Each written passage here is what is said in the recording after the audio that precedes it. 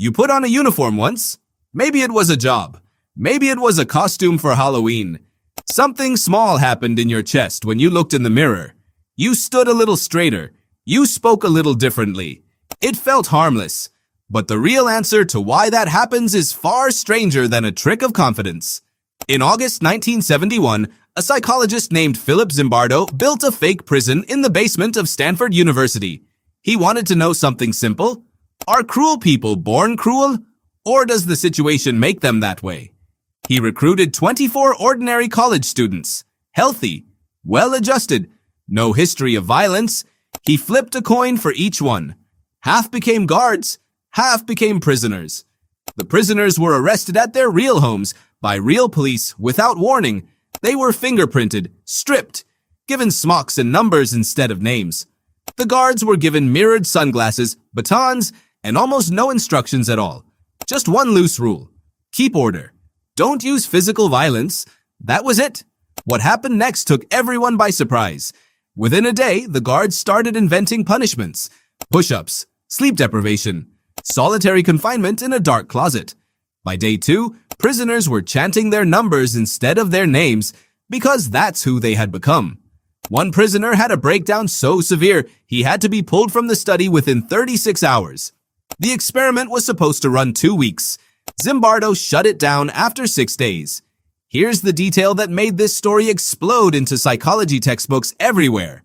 Zimbardo wasn't just running the study, he was also the prison superintendent inside it. He was living the role too. It took his girlfriend at the time, a young psychologist named Christina Maslach, to walk in, see the conditions, and tell him plainly that what he was doing was wrong. That's when he ended it. For decades, the story was told one way. Ordinary people given power and anonymity will turn cruel almost automatically. The situation, not the person, creates the monster.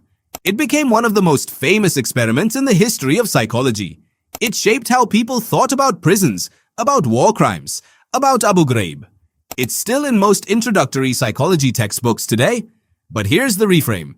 In 2018, a French sociologist named Thibault Le Texier spent years digging through the original archived tapes and transcripts from the Stanford basement. What he found didn't match the legend. The guards weren't spontaneously turning cruel.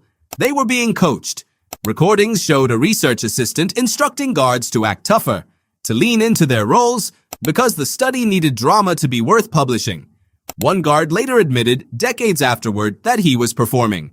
He thought he was helping science by playing a convincing villain. So which version is true? Are humans naturally drawn toward cruelty when given a uniform and unchecked power?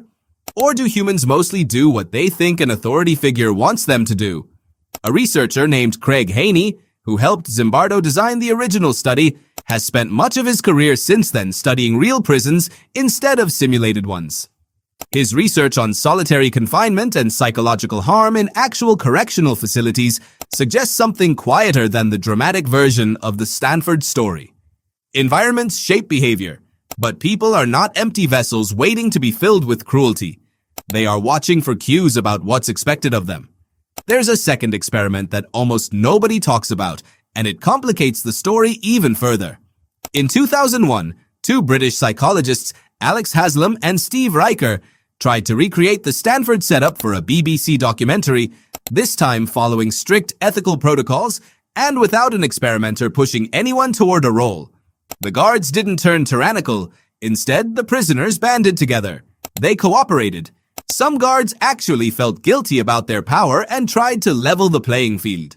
The hierarchy collapsed in the opposite direction from what Zimbardo found. What made the difference? Groups don't automatically become cruel just because they're divided into roles.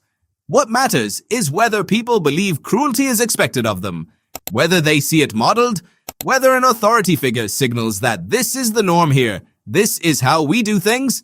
Think about what that means for you. You've felt this pull before, even if you've never worn a prison guard's sunglasses. Put on a work lanyard and suddenly you're speaking in a different register than you do at home. Get handed a small amount of power, a moderator badge on a forum, a title at work, a whistle at a rec league game, and something shifts in how you carry yourself. Psychologists call this deindividuation. The loosening of your personal identity when you're wearing a role instead of a face. It isn't fiction. It's measurable. But it isn't inevitable cruelty either. It's a mirror.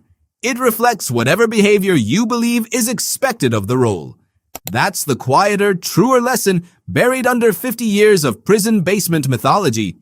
You are not one fixed person waiting to reveal your true evil nature the moment a costume comes off. You are constantly reading the room, calibrating to what you think the people around you expect. Put a kind, fair leader at the top of any hierarchy, and the people underneath tend to rise to match it. Put a chaotic, cruelty-rewarding one at the top, and people tend to sink to match that instead. So the next time you feel yourself shift into a role, a manager, a moderator, an older sibling suddenly in charge, notice the moment. Ask yourself what you think that role expects of you, because chances are that expectation, not some hidden dark nature clawing its way out, is the thing actually steering your behavior. You put on a uniform once. Something shifted in your chest when you looked in the mirror. It wasn't your true self breaking free. It was you, quietly asking the room what kind of person you were supposed to be and doing your best to become it.